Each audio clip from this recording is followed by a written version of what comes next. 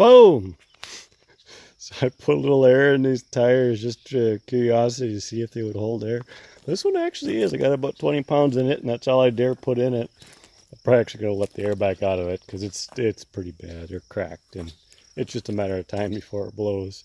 With this one, did the same thing. Put about 20 pounds in it, and boom! Blew out. Scared me. So, here's where it blew out. Luckily, it blew out on the bottom side when I was filling it out. So, like I said, yeah, that one's junk.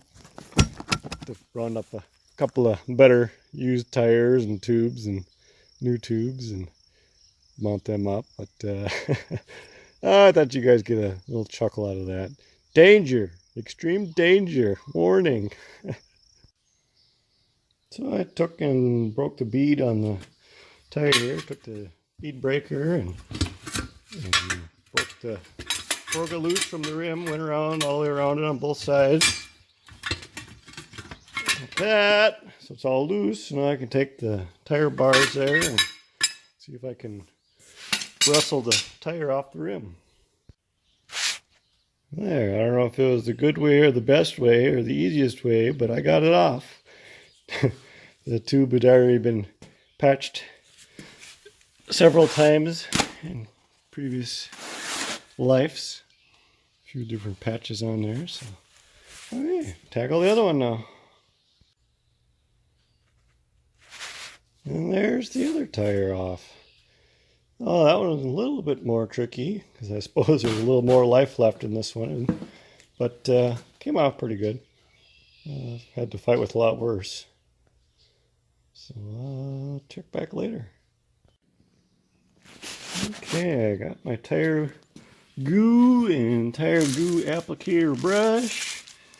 Like I said, this rim is all cleaned up. I guess we can try putting this one on. Here goes nothing.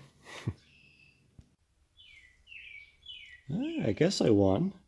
It's kind of a pain. Obviously, most of that's just because I don't know what I'm doing. But got it on there and aired up. It seems like it seated, tire seated on the rim nicely. The rim is sticking out a little bit, but I think it's supposed to be like that. It's consistent all the way around. Couple things I don't really know the answer to. Maybe one of you guys out there will know the answer. What PSI should I run in this tire? It doesn't say anywhere on the tire or the tube or anything. I don't know. You know, it's just like a tractor tire where you don't need, but you know, whatever, 15, 18 pounds or something. Or is this more like a car tire then, where you could run, you know, 30 pounds? Right now I got 20 pounds in there, just to whatever. Yeah, if anybody knows how much pressure I really should be running in this, let me know. And then I'm not entirely sure what I should do, if anything, with this valve stem, because it has two nuts on the tube, right? Like it's designed to go through a hole, you know, the size of this stem. Well, the hole in the rim is bigger than that, so the nuts slip right through. So I just put a washer just to hold it so I wouldn't lose the stem as I was mounting it. But that washer really isn't doing anything. Can't really see very well. Here you can see the nut behind it. So it's like this is designed to clamp on the rim, you know, as if this was the rim between the two nuts, as I think is how that's supposed to be. Oh, did I mess up my camera? I think I flipped it upside down. So yeah, I don't know if a guy should put a cupped washer on there, or maybe don't even need to worry about it. I don't know. I just don't know. So on, I think it was last week's video, I had a comment that, cause I asked about these coulters, right? And somebody said that the rear one is the correct one for this plow. Okay, that's good to know. So I was out here now looking at it a little bit closer.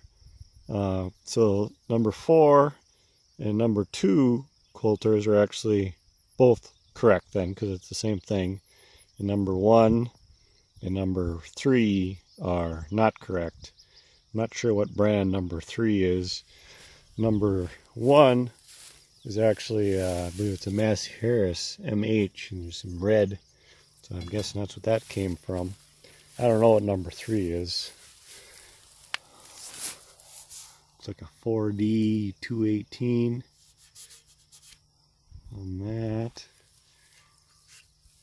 But then I was looking closer because they said, oh yeah, that's the correct one. So I'm looking at closer, and sure enough, yeah, the case. There's the Case Eagle there, and there's the Case Eagle there. So yeah, definitely Case coulters.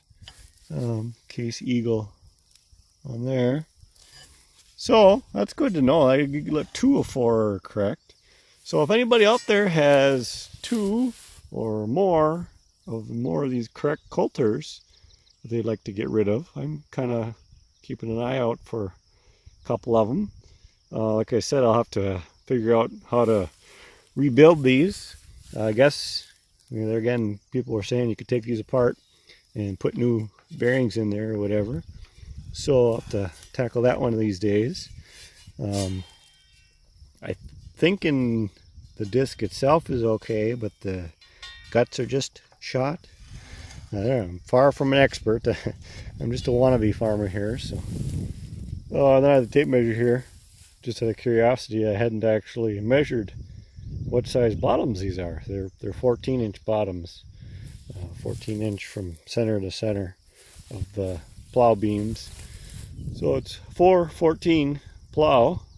That's kind of good to know, because that's what the 2035 is basically rated for. That's what it can pull that, supposedly. It'll be fun when we get to that point. So yeah, just a little update on that. A little information on those coulters. Thank you to the guy that provided me with that information. And what else did he say? There was something else I was going to tell you guys about this Centennial plow. The year that it started in, I'm going off my memory here again. I believe he said this type of plow started in 1937, and mine would be a little bit newer yet because of that lift mechanism. The first year, that whole housing was one cast piece, and then later they split that casting so you could take that top cover off, like I showed you a sneak peek there at the end of last week's video. So it'd be at least newer than, say, 38 or 9 or so. I'm not sure how many years they made this plow, but it actually is older, potentially older than I thought it would be. Like I said, I initially was guessing this was in the 40s, but it might actually be from the late 30s. So that's actually good, in my opinion, because it's a little bit closer to period correct to pull behind the 2035 Alice in 1927. So, okay, I'll check back later. So I got the bottom cover off the lift mechanism here. And I just had to laugh and show you guys. See, this is a perfect example of why it's never a bad idea to take everything apart and just clean it out. Even if nothing else is wrong with it, a good cleaning is always a good idea. Pretty gunky in the bottom there. Thick. Ick. Everything else is looking pretty good. See if we can get the rest of this apart. There, it's coming apart. There's a washer. And so I just slid this off the shaft, right? So there's a washer. And then this whole mechanism, which everything, at least right now, seems to be in good operating condition. Lots of cleaning to do here, but everything seems to be working right. So I think the next step will pull this off, and then this shaft should come out, and it's essentially all apart then. Okay, little note, I don't know that it matters, but for reassembly purposes, the bigger flat on the key is toward the inboard side, the lift side. Okay, shaft's out. Another mental note. So this mechanism and this arm are at 90 degrees like that. So when I put it back together, I get it right. Arm is on the outside.